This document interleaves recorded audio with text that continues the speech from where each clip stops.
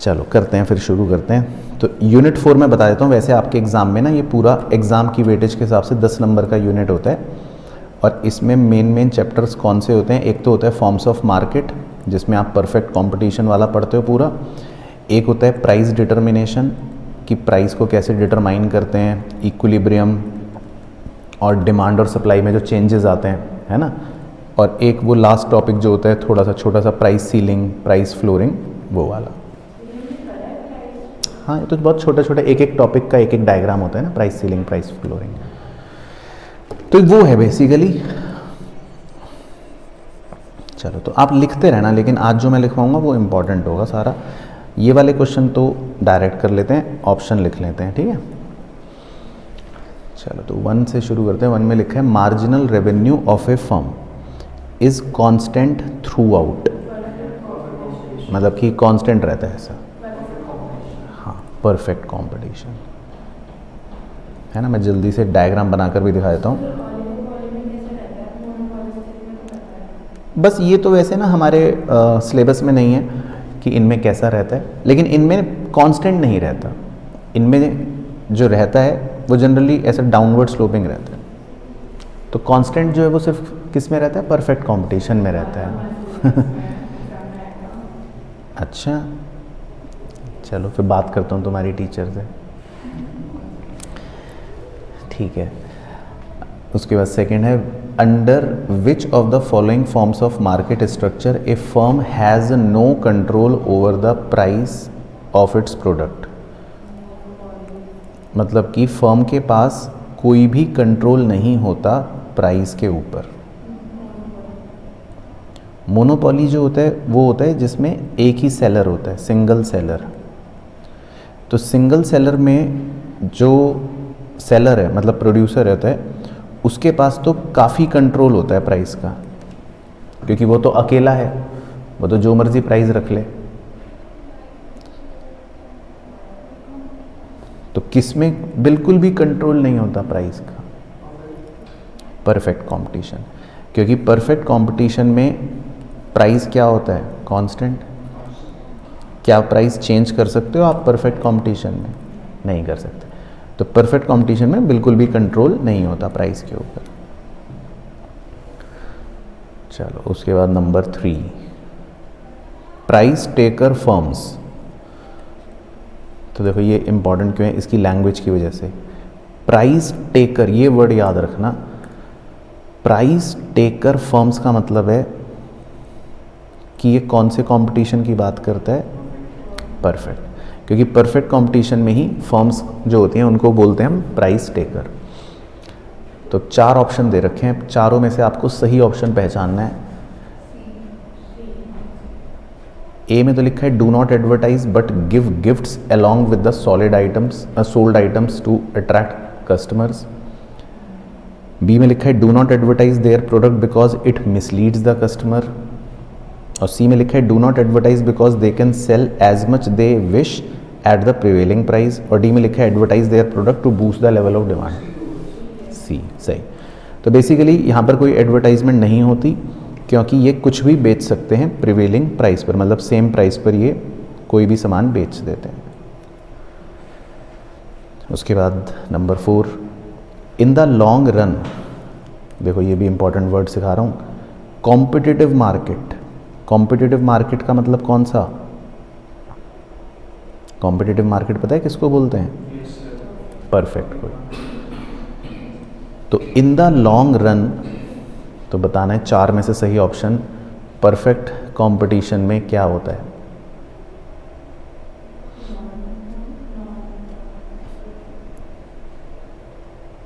ये लिखवाया है। ए में तो लिखा है every firm will earn economic profit, तो ये तो नहीं लिखवाया। एवरी फर्म विल इनकर लॉसेस, ये भी नहीं लिखवाया। नहीं, सी लिखवाया है परफेक्ट कंपटीशन में। ये कीवर्ड याद रखना, सारे फर्म्स हमेशा कौन सा प्रॉफिट अर्न करते हैं? Normal profit. तो ये याद रखना है। तो परफेक्ट कंपटीशन का ये फीचर होता है कि all the firms earn normal profit. चलो फिफ्थ नोट कर लो रजिस्टर में, ये एक स्पेशल क्वेश्चन है, बाय चांस एग्ज़ाम में पूछ ले तो, ठीक है। तो इसके लिए मैं आपको नोट करवा देता हूँ। वैसे क्वेश्चन ये पूछ रहा है what will be the value of M R when demand curve is elastic, मतलब कि मार्जिनल रेवेन्यू की क्या वैल्यू होती है जब डिमांड कर्व इलास्टिक होता है ना। चलो तो ये नोट कर लो रजिस्टर में, एक स्पेशल क्वेश्चन है।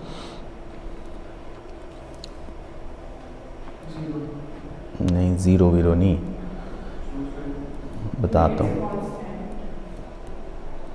चलो पहले लिखो M R positive, number 2 M R is equal to 0 और third M R negative. 3 values हमें याद रखनी होती हैं।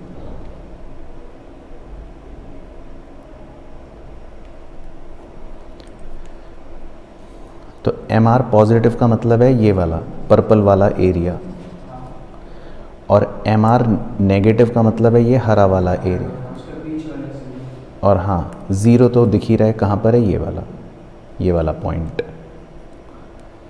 तो अब यहाँ पर इलास्टिसिटी की कुछ ना कुछ वैल्यूज़ होती हैं, वो लिखवा देता हूँ।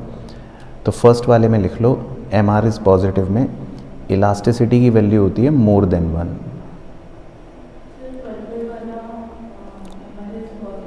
हाँ पर्पल वाला है एम आर इज़ पॉजिटिव, तो वहाँ पर आप इलास्टिसिटी की वैल्यू लिख लो, होती है मोर देन 1। यहाँ पर भी लिख देता हूँ, चलो ठीक है, तो ये लिख लेना मोर देन 1। और ग्रीन वाला जब एम आर नेगेटिव होता है, हाँ तो इलास्टिसिटी की वैल्यू होती है लेस देन 1, यहाँ पे भी लिख देता हूँ। और एक कलर और ले लेता हूँ, ब्लू कलर। जब एम आर 0 होता है तब इलास्टिसिटी की वैल्यू क्या होती है, नहीं इक्वल टू 1। तो ये आपको याद करना है, तो ये स्पेशल क्वेश्चन है। तो 3 वैल्यूज़ होती हैं एम आर के हिसाब से।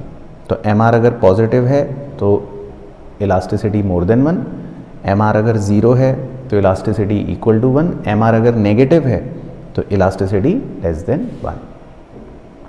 अब इस इंफॉर्मेशन को इस क्वेश्चन में लगाते हैं। लिख लिया, कर लिया नोट, ठीक। तो अब क्वेश्चन ये पूछ रहा है what is the value of M R, कह रहा है एम आर की वैल्यू बताओ क्या होगी when demand curve is elastic. Elastic का मतलब क्या होता है, मोर देन 1। तो देखो टेबल में से पॉजिटिव, तो क्या आंसर बन गया, पॉजिटिव। और अगर क्वेश्चन पूछता डिमांड कर्व इज इनइलास्टिक तो नेगेटिव। और अगर क्वेश्चन कहता कि डिमांड इज यूनिट इलास्टिक तो इक्वल टू 0, है ना। तो ये याद रखना, तो स्पेशल क्वेश्चन है। तो एम आर के पॉजिटिव होने पर इलास्टिसिटी इलास्टिक होती है, एम आर के नेगेटिव होने पर इलास्टिसिटी इनइलास्टिक होती है, और एम आर के 0 होने पर इलास्टिसिटी यूनिट इलास्टिक होती है ना। तो ये बाय चांस पूछ लेगा तो याद रहेगा। चलो फिर 6th ये सोचना है आपको अपने आप, गुड क्वेश्चन है। Decrease in the number of consumer causes, मतलब कि अगर कंज्यूमर्स कम हो जाते हैं, डिक्रीज हो जाते हैं, ग्राहक कम हो जाएंगे तो उससे क्या होगा। तो decrease in the number of consumer causes,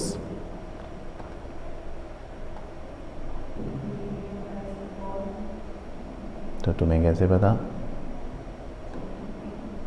अगर कंज्यूमर्स कम हो जाएंगे तो किसी पर्टिकुलर कमोडिटी के प्राइस भी कम होगी। कैसे, वही तो जानना है। क्योंकि सर अगर उसकी किसी पर्टिकुलर कमोडिटी की डिमांड नहीं होगी तो उसकी प्राइस बढ़ तो सकती है। चलो कंज्यूमर कम होंगे तो क्या होगी डिमांड, श्योर। तो आपको ना क्या होता है, उल्टा होता है है, ऐसा उल्टा ही होता है। अगर प्राइस अगर डिमांड कम हो हाँ, तो अब सोचते हैं, तो कंज्यूमर कम हो गए तो अब उससे क्या होगा? नहीं, क्यों बढ़ जाएगी, मतलब डिमांड या सप्लाई पे इफेक्ट सोचना होता है कि अगर कंज्यूमर कम हो गए, ग्राहक कम हो गए तो क्या होगा? इंक्रीज डिमांड हमारी डिक्रीज होगी डिमांड। राइट, तो आपकी डिमांड डिक्रीज हो जाएगी। तो फिर चेक करने के लिए एग्ज़ाम में आप डिमांड को डिक्रीज़ करके नया इक्विलिब्रियम पॉइंट निकाल के देखना कि अब कहाँ निकल रहा है, यहाँ निकल रहा है।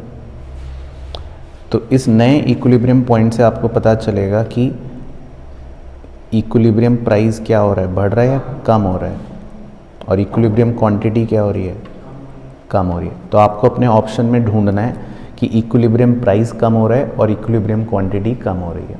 तो ऐसा ऑप्शन ढूंढते हैं जिसमें लिखा हो, कहाँ है, डी, इक्विलिब्रियम प्राइस क्या हो रहा है, फॉल हो रहा है।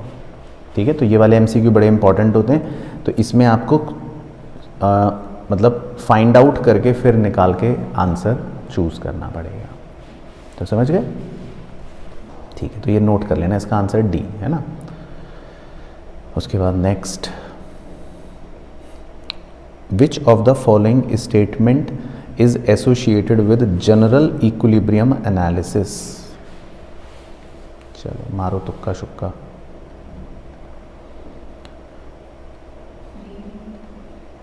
कौन सा स्टेटमेंट इक्विलिब्रियम से मतलब रिलेट करता है या जनरल इक्विलिब्रियम एनालिसिस से रिलेट करता है?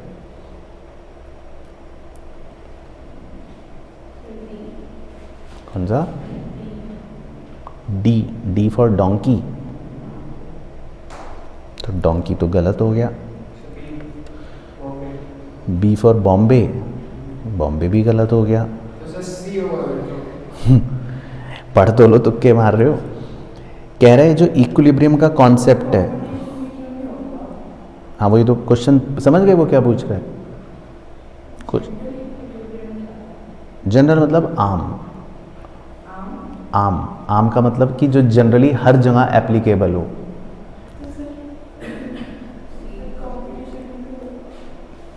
कंपटीशन कहाँ लिखा परफेक्ट कंपटीशन? अच्छा, इक्विलिब्रियम का कॉन्सेप्ट जो है वो कॉम्पिटिटिव मार्केट में होगा, तो ये गलत बात है, क्योंकि इक्विलिब्रियम का कॉन्सेप्ट हर तरह के मार्केट में होता है। जो इम्परफेक्ट मार्केट है उसमें भी इक्विलिब्रियम होता है, परफेक्ट में भी होता है, वही डिमांड सप्लाई बनाते हैं ना, तो वैसे इम्परफेक्ट में भी होता है, वैसे ही गोल्ड मार्केट में भी होता है। तो इक्विलिब्रियम का कॉन्सेप्ट जो होता है वो हर मार्केट में ही होता है। तो इसीलिए ए कहना, बी कहना या डी कहना गलत है।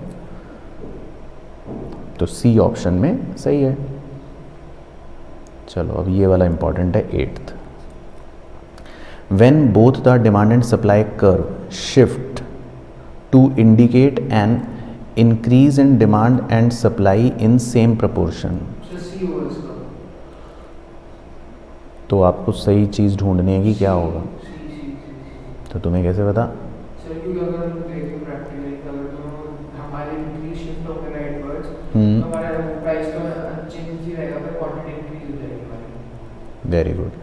तो अगर आप डिमांड और सप्लाई दोनों को इंक्रीज़ करते हो, तो देखो करके दिखा देता हूँ। ये डिमांड इंक्रीज़ हो गई और ये सप्लाई इंक्रीज़ हो गई। तो इंक्रीज़ करने पर जब नया इक्विलिब्रियम आप निकालोगे तो प्राइस जो है वो तो क्या रहेगा, देखो कांस्टेंट, सिर्फ क्वांटिटी बढ़ जाएगी, प्राइस चेंज नहीं होगा। तो कौन सा option? C, equilibrium price remains unchanged but equilibrium quantity increases, है ना। तो आपको डायग्राम पर मतलब चेक करके भी देख सकते हो कि क्या हो रहा है।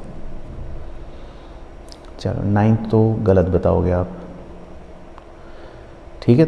अब है यहाँ से मतलब सब्जेक्टिव क्वेश्चन है, तो इसके आंसर मेरे साथ नोट कर लेना। Y R A R and M R equal under perfect competition. A R और एम आर इक्वल पूछ रहा है, क्यों होते हैं?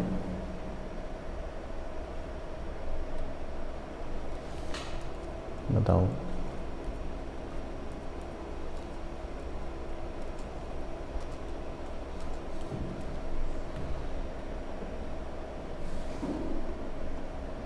समझ गए क्वेश्चन क्या पूछ रहा है? AR और MR इक्वल होते हैं या नहीं होते, पहले तो ये बताओ। होते हैं ना, परफेक्ट में दोनों इक्वल होते हैं। तो वो पूछ रहे हैं क्यों होते हैं, तो इसका 1 लाइन का आंसर, हाँ क्यों होते हैं वो 1 लाइन का आंसर देना है। तो नहीं वो नहीं लिखना, तो आप लिख लो because AR is constant. AR मतलब प्राइस। तो यहाँ पर क्योंकि प्राइस कांस्टेंट रहता है तो इसीलिए मार्जिनल रेवेन्यू में कोई इंक्रीज़ ही नहीं होता, तो वो भी बेचारा कांस्टेंट ही रह जाता है, और इसीलिए AR और MR दोनों इक्वल हो जाते हैं। तो छोटा सा 1 वर्ड आंसर है, मतलब, है ना। तो because AR is constant. 10th भी इम्पॉर्टेंट क्वेश्चन है जो आप गलत बताओगे। 10th जो है वो वैसे एक छोटा सा कॉन्सेप्ट है, चलो मैं लिखवा देता हूँ। How much loss can a firm bear, मतलब एक कॉन्सेप्ट होता है, वो हमने वैसे नहीं पढ़ रखा, इसको बोलते हैं वैसे shut down point. Shut down point का मतलब होता है कि कोई भी फर्म कब बंद हो जाएगी, मतलब आप कितना लॉस ले सकते हो। अब ऐसा तो नहीं कि आप बिजनेस कर रहे हो और लॉस ही लॉस हुए जा रहे हो और तब भी आप बिजनेस करते जा रहे हो। सर एक फर्म इतना तब तक हाँ। explain कर सकते हैं, उसका प्रॉफिट और लॉस इक्वल ना हो, प्रॉफिट और उतना लॉस इक्वल करते हैं ना। अगर उसका खुद का जो कैपिटल से लगा है उसमें से अगर वो भी लग जाए तो उतना लॉस नहीं हो सकता। हाँ मतलब समझ गए ना क्वेश्चन क्या कह रहे हैं, कि एक लिमिट होगी ना हर चीज़ की, तो ये वो पूछता है। तो इसकी ना एक कंडीशन होती है, तो वो मैं आपको लिखवा देता हूँ आंसर। तो ये आप नोट कर लो मेरे साथ कि how much loss can a firm bear, तो इसमें आप आंसर लिख लो कि up to its total fixed cost.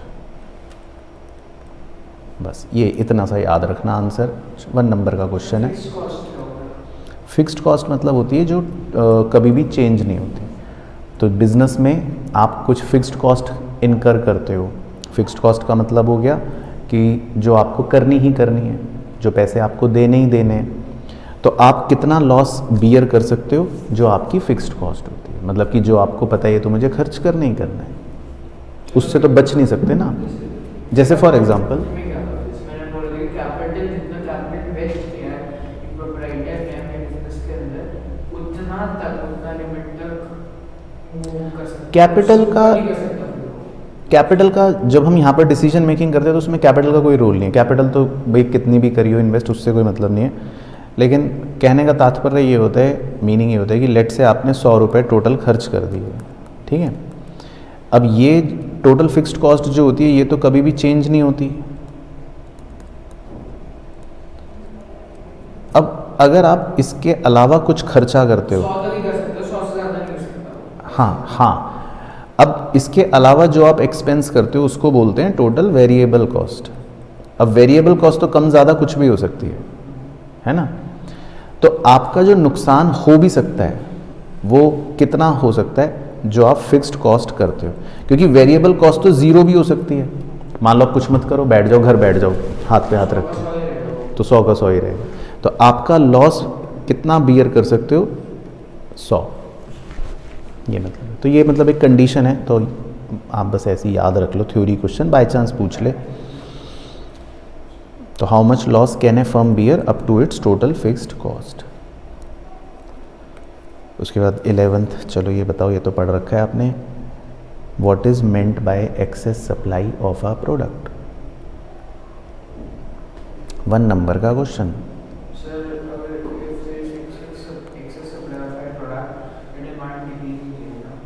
नहीं, वो मीनिंग पूछ रहा है कि एक्सेस सप्लाई का क्या मतलब है। हाँ, तो बस यही लिखना है, लिख लो शॉर्ट में कि supply is more than demand. तो एक्सेस सप्लाई का मीनिंग होता है कि किसी भी प्रोडक्ट की सप्लाई जो है वो ज़्यादा है और डिमांड कम है, मतलब कि supply is more than demand. और इसको थोड़ा सा और अच्छा लिखना हो तो मार्केट सप्लाई वर्ड यूज़ कर लेना। Market supply is more than market demand, है ना। तो यही लिख लो वैसे, market supply is more than market demand. हाँ, तो इसको बोलते हैं एक्सेस सप्लाई। चलो अब दो फिल इन द ब्लैंक बताने हैं, ईजी वाले हैं। ए में तो पूछ रहा है under perfect competition price is determined by, very good, market, क्योंकि प्राइस जो है वो मार्केट ही डिटरमाइन करता है, फर्म तो नहीं करती। और बी में पूछ रहा है under perfect competition commodities are homogeneous, बिल्कुल सही, क्योंकि ये फीचर होता है ना होमोजीनियस प्रोडक्ट, तो इसमें सारे प्रोडक्ट्स आइडेंटिकल होते हैं, होमोजीनियस होते हैं। अच्छा, अब 13th से इम्पॉर्टेंट क्वेश्चन है, मतलब बड़े वाले। 13 में पूछ रहा है firm's demand curve as a horizontal straight line under perfect competition shows that individual producer has no control over the price of its product, is it true? Yes, true. Because in perfect market, the price is constant and the price cannot be changed by the firm or producer. तो 3 number में लेकिन teacher कैसे संतुष्ट होगी? Diagram and schedule भी, schedule को teacher count नहीं करती, शेड्यूल सोचती है कि ये तो पागल बना रहा है बच्चा, sir diagram and मतलब बना दो लेकिन उसको मार्क्स में मत काउंट sir करो। diagram and theory. हाँ, डायग्राम एंड थ्योरी तो बनाओ, चलो मेरे साथ में। क्या डायग्राम बनाओगे?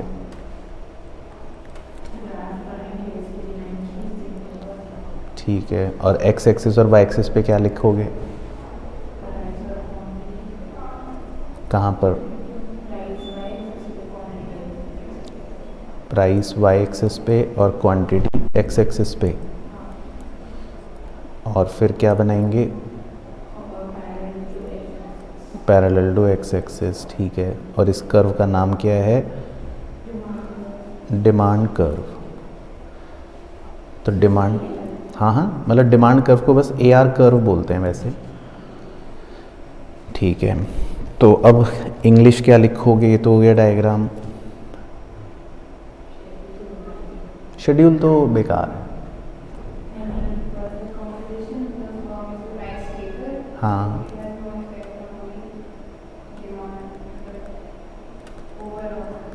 हाँ, तो एक तो कीवर्ड ये लिख लेना कि परफेक्ट कंपटीशन में फर्म जो होता है वो प्राइस टेकर होता है ना, मतलब कि वो प्राइस तो चेंज कर नहीं सकता, है ना। तो इसीलिए हम कहते हैं कि उसका प्राइस पर कोई इन्फ्लुएंस नहीं होता, मतलब कि जो फर्म है वो प्राइस को प्रभावित नहीं कर सकता, नो इन्फ्लुएंस ऑन प्राइस। तो क्वेश्चन यही पूछ रहा था, तो मतलब अल्टीमेटली ट्रू है स्टेटमेंट, तो आपको ट्रू भी लिखना है कि यस, जो स्टेटमेंट है वो ट्रू है, क्योंकि फर्म जो होता है वो प्राइस टेकर होता है और वो प्राइस को चेंज नहीं कर सकता, हाँ, नहीं कर सकता। Imperfect market case में हो सकता है। हाँ, इम्परफेक्ट में कर सकता है। चलो उसके बाद 14th इम्पॉर्टेंट क्वेश्चन है एग्ज़ाम के लिए, मतलब इसको ज़रूर करके जाना। इसमें लिखा है a situation of excess demand और excess supply is automatically corrected under perfect competition, do you agree? Explain the process of correction. बहुत ही इंपॉर्टेंट क्वेश्चन है, मतलब इसमें 100% लिख लेता हूँ। तो क्वेश्चन कह रहा है कि एक्सेस डिमांड या एक्सेस सप्लाई की जो सिचुएशन होती है वो अपने आप ठीक हो जाती है, क्या आप एग्री करते हो? Yes, sir. चलो, तो ट्रू तो हो गया, हाँ करते हैं। अब वो कह रहा है प्रक्रिया समझाइए। Sir, क्योंकि प्राइस कांस्टेंट रहता है। ठीक है, बस स्टार्टिंग ही गलत, क्यों? क्यों क्या?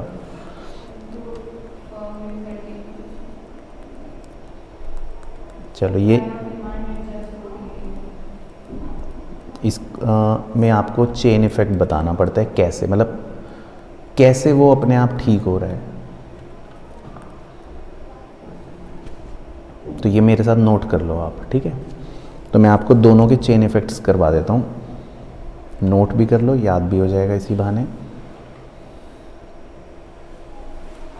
एक्सेस डिमांड में आपको 4 पॉइंट्स लिखने पड़ते हैं, एज इट इज़ ही लिखने हैं, मतलब इसमें कोई चेंज नहीं है, हमने नोट्स में भी लिख रखे हैं।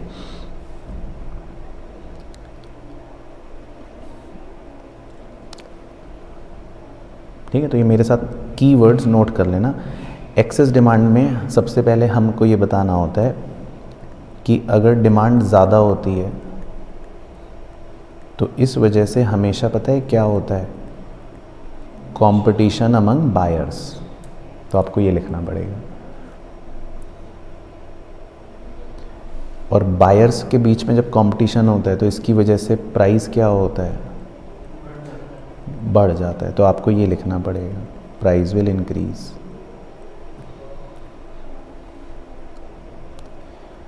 फिर थर्ड पॉइंट सबसे इम्पॉर्टेंट है कि प्राइस के बढ़ने की वजह से 2 बातें होती हैं,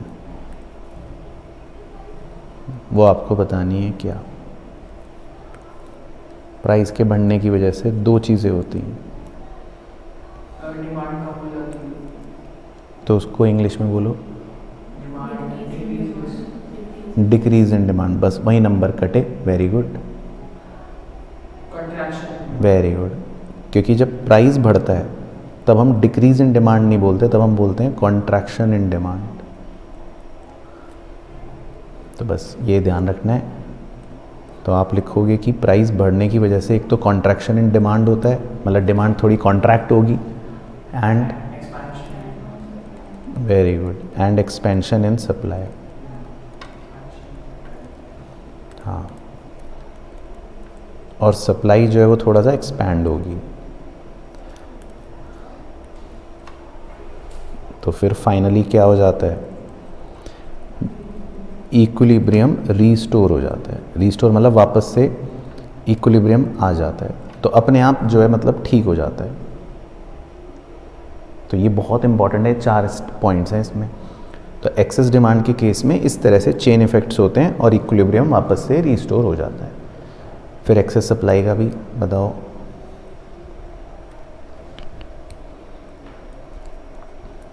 अब सप्लाई ज़्यादा है, इसका मतलब कंपटीशन अमंग सेलर्स, बिल्कुल सही। फिर सेलर्स के बीच में अगर कंपटीशन होता है तो उससे क्या होगा, प्राइस कम हो जाएगा।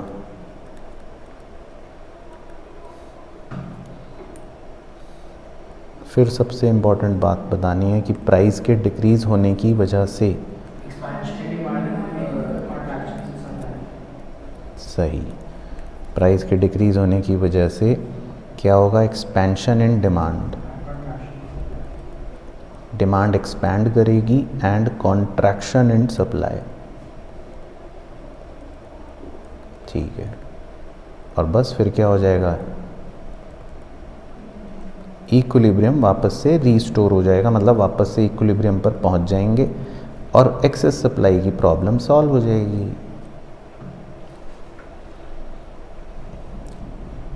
तो ये ज़रूर घर से लर्न करके जाना, पूरा चैप्टर ही इसी पर बेस्ड है वैसे तो, अल्टीमेटली यही आता है, चेन इफेक्ट। तो क्लियर हो गया वाला। चलो उसके बाद नंबर 15, ये भी बहुत इंपॉर्टेंट क्वेश्चन है, ये एग्ज़ाम में कई बार आया है।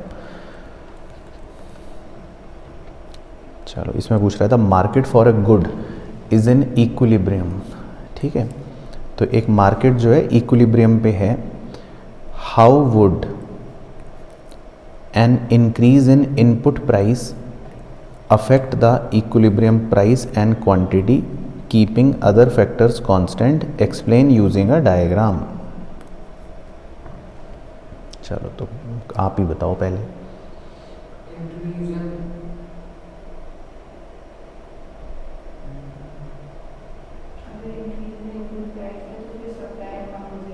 वेरी गुड, शाबाश। अगर इनपुट प्राइस बढ़ जाता है, इनपुट प्राइस का मतलब होता है, इनपुट का मतलब होता है रॉ मटेरियल। तो अगर रॉ मटेरियल का प्राइस बढ़ गया, नहीं डिमांड नहीं, रॉ मटेरियल सप्लाई का हाँ फैक्टर होता है, तो सप्लाई कम हो जाएगी। तो इसका डायग्राम बना लो, मेरे साथ आ जाओ। तो कैसा बनेगा इसका डायग्राम बताओ।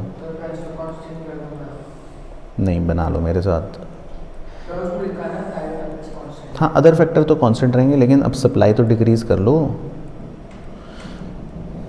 तो पहले तो डिमांड बनाओगे, फिर सप्लाई बनाओगे, फिर इक्विलिब्रियम मार्क कर लोगे, फिर इक्विलिब्रियम प्राइस मार्क कर लोगे, फिर इक्विलिब्रियम क्वांटिटी मार्क कर लोगे, फिर क्या शो करोगे? लेफ्ट वर्ड, क्योंकि हमें क्या शो करना है? सप्लाई कम हो गई, राइट। तो ये डायग्राम बना लो। नहीं, डिमांड नहीं, देखो डिमांड कम होती है डिमांड के फैक्टर से। अब देखो ये फैक्टर्स याद होने चाहिए। डिमांड के फैक्टर कौन कौन से हैं? Price of substitute good, price of complementary good, income of the consumer, taste and preference. और सप्लाई के अलग फैक्टर होते हैं। सप्लाई के फैक्टर कौन से होते हैं? रॉ मटेरियल का प्राइस, या cost of factor of production, या एक्साइज ड्यूटी, या सब्सिडी, या प्राइस ऑफ कॉम्पिटिटिव गुड।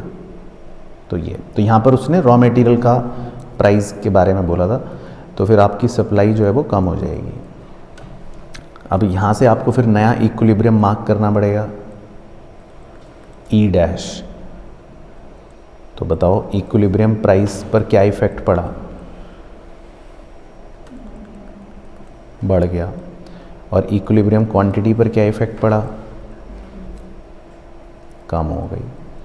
तो फिर आपको कंक्लूजन में यही बताना पड़ेगा कि देखो जी, इनपुट प्राइस बढ़ने की वजह से सप्लाई कम हो गई, और सप्लाई कम होने की वजह से इक्विलिब्रियम चेंज हो गया, और इक्विलिब्रियम चेंज होने की वजह से इक्विलिब्रियम प्राइस बढ़ गया, और इक्विलिब्रियम क्वांटिटी कम हो गई। बट समझ गए डायग्राम? ये वाला बनाना है, इसमें आपको ये वाला केस बनाना है। तो कोई भी एक केस पूछ लेता है एग्जाम में।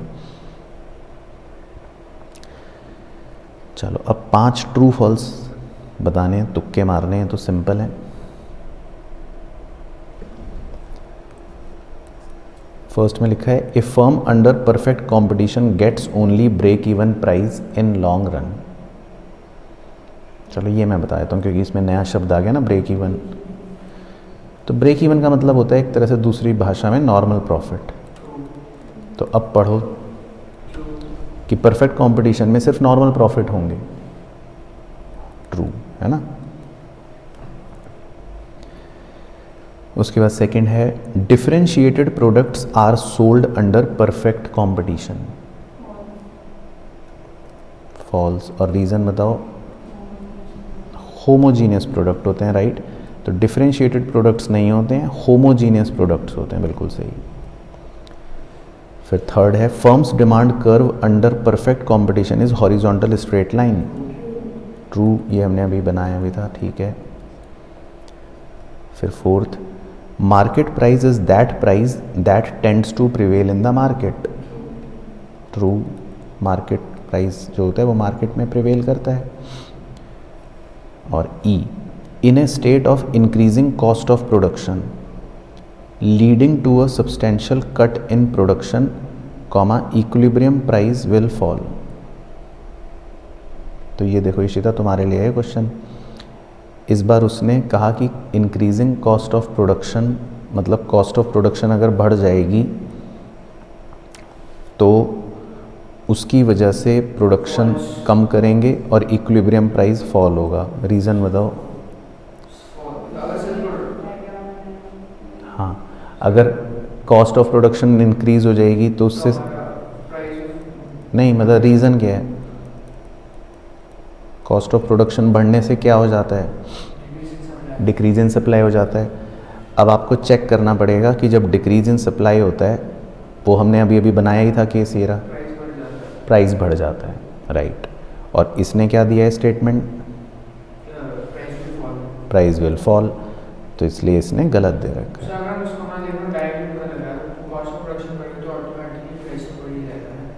हाँ, लेकिन हर बार कॉमन सेंस लगाने के लिए बच्चा तुम्हारी तरह स्मार्ट हो वो ज़रूरी नहीं है ना। तो मुझे तो इकोनॉमिक्स के माध्यम से सिखाना है ना, नहीं तो मैं कॉमन सेंस सिखा दूंगा तो फिर तो गलत हो जाएगा ना।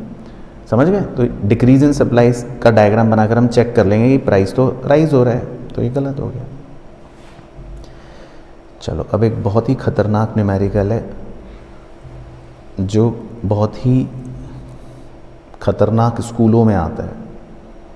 तो अगर आपका स्कूल खतरनाक है, आपकी टीचर खतरनाक है, तो ये न्यूमेरिकल देगी, नहीं तो नहीं देगी। हाँ टेस्ट वाला भी है ना, चलो तो कर लेते हैं तो अब कर लेते हैं ना यही तो suppose the demand and supply curve of salt are given. तो इसमें आपको एक सप्लाई और डिमांड और सप्लाई दे रखा है, ठीक है। तो मैं इसको थोड़ा सा एक्सप्लेन कर देता हूँ। क्यू डी का मतलब होता है ये एक डिमांड का फंक्शन दे रखा है, 1000 माइनस पी, पी का मतलब होता है प्राइस, और क्यू एस का मतलब होता है सप्लाई का फंक्शन दे रखा है, is equal to 700 plus 2p। तो इसमें 3 पार्ट्स हैं। पहला पार्ट तो कह रहा है find equilibrium price and quantity. तो इसको कैसे सॉल्व करते हैं, तो मेरे साथ लिख लो सॉल्व। पी आ गया 100, पी आ गया 100 और क्यू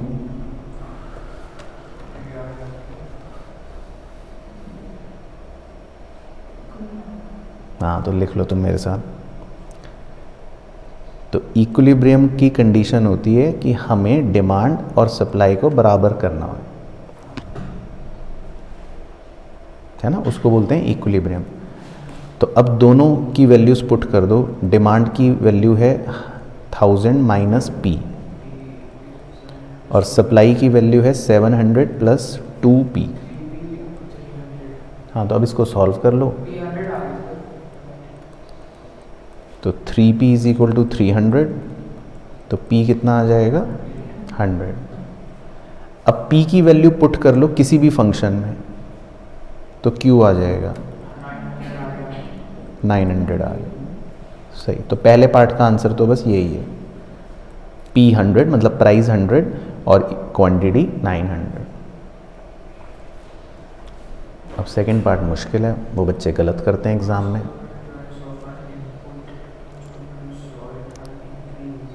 अब कह रहा है अगर इनपुट का प्राइस बढ़ गया और नया सप्लाई कर्व उसने अब दिया है आपको, QS नया चेंज करके दे दिया 400 प्लस 2p। तो अब दोबारा से आपको P और Q निकालने हैं।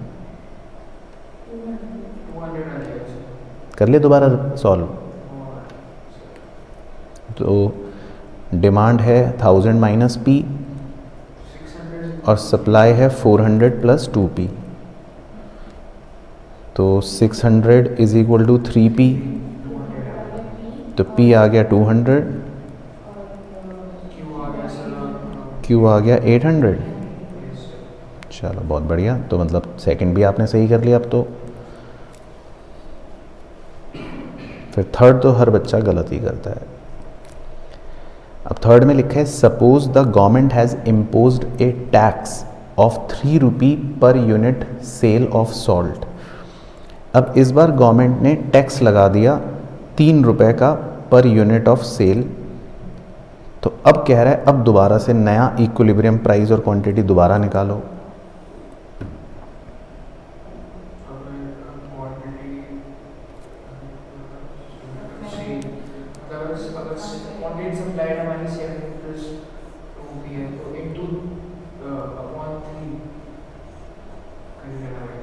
बताओ, ये केस सबसे इम्पोर्टेंट है। फर्स्ट तो चलो इजी हो गया, सेकंड भी इजी हो गया।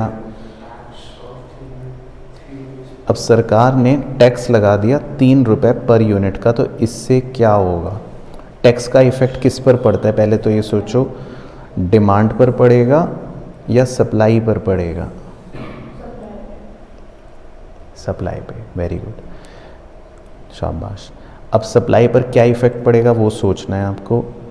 अगर सरकार 3 रुपए का टैक्स लगा देगी तो अब आपको ये सप्लाई चेंज करके बतानी है कि क्या हो जाएगी।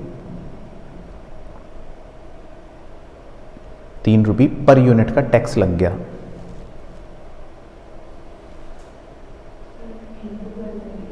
तो ये मैं सिखा देता हूँ। तो जब गवर्नमेंट 3 रुपये पर यूनिट का टैक्स लगा देती है ना, नहीं अपॉन नहीं, तो जो आपका प्राइस है, जो पहले प्राइस P था वो 3 रुपये कम हो जाएगा। अब कम का मतलब क्योंकि प्रोड्यूसर को 3 रुपये मिलेंगे नहीं ना, वो तो 3 रुपये गवर्नमेंट को देने पड़ेंगे। तो पहले जो उसको P मिलता था सामान बेचने पर, अब उसको वो P नहीं मिलेगा, अब उसमें 3 रुपये कम मिलेंगे उसको। तो अब आप अपने सप्लाई को ऐसे चेंज कर लो।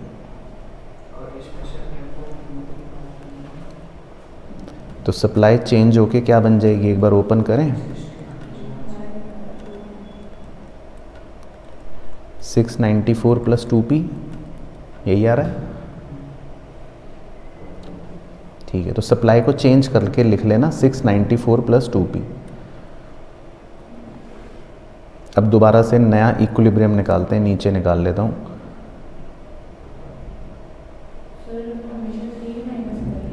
नहीं, अगर वो 2 रुपये का टैक्स लगाती तो -2। हाँ, टैक्स को माइनस ही करने का। 4 रुपये का टैक्स लगाती तो P-4। तो नया इक्विलिब्रियम निकालो। डिमांड है 1000 माइनस P और सप्लाई है 694 प्लस 2p। तो इसको सॉल्व करो। 694 इधर आ गया तो 306 इज इक्वल टू 3p, तो p इज इक्वल टू 102। सही। और फिर q भी निकाल लो। 898 है ना। तो थर्ड केस में P आ गया 102 और Q आ गया 898। तो याद रहेगा ये वाला न्यूमेरिकल। चलो, ये वाला ना इंपॉर्टेंट है क्योंकि NCERT में दे रखा है। चलो, बस last question number 18। Discuss the effect on equilibrium price and equilibrium quantity when. तो इसमें 2 केसेस हैं जिसमें आपको खुद बताना है दिमाग दुमूग लगा के कि इक्विलिब्रियम प्राइस और क्वांटिटी पे क्या चेंज आएगा। तो पहला केस यहाँ बना लेंगे डायग्राम, दूसरा केस यहाँ बना लेंगे। तो ये आप भी बना लो डायग्राम ये, क्योंकि इम्पॉर्टेंट है।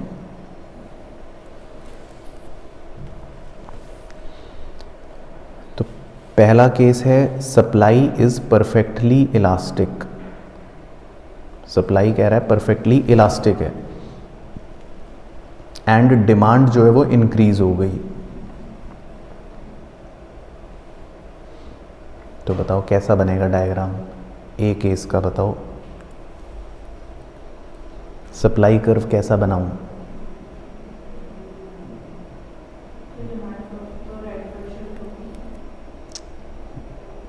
तो डिमांड नहीं, पहले डिमांड कर्व बना दूं और सप्लाई कर्व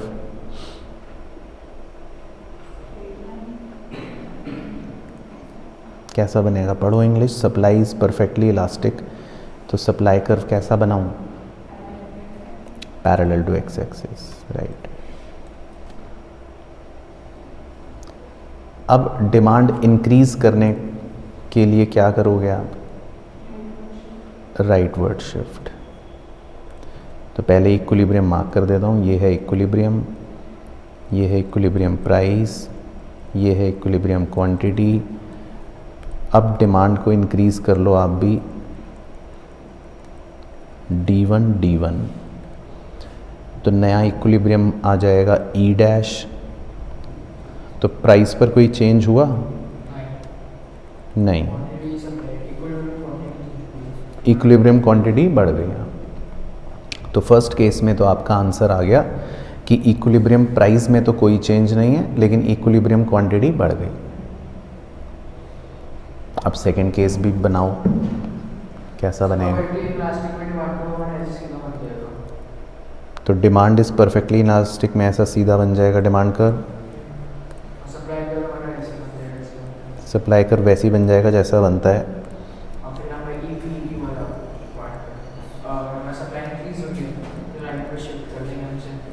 तो इक्विलिब्रियम मार्क कर लेता हूँ, इक्विलिब्रियम क्वांटिटी मार्क कर देता हूँ। अब सप्लाई इंक्रीज कैसे करनी है। Rightward shift, okay. तो सप्लाई को राइट शिफ्ट। पक्का श्योर। क्यों, हाँ क्यों। अब इस बार क्या इफेक्ट हुआ, इक्विलिब्रियम प्राइस कम हो गया और इक्विलिब्रियम क्वांटिटी नहीं उतनी रहेगी, है ना। यही हो रहा है ना, चेक कर लो। तो इक्विलिब्रियम प्राइस कम हो गया लेकिन इक्विलिब्रियम क्वांटिटी उतनी सेम ही रहेगी। चलो, क्लियर हो गया अच्छे से। चलो तो डन डना डन।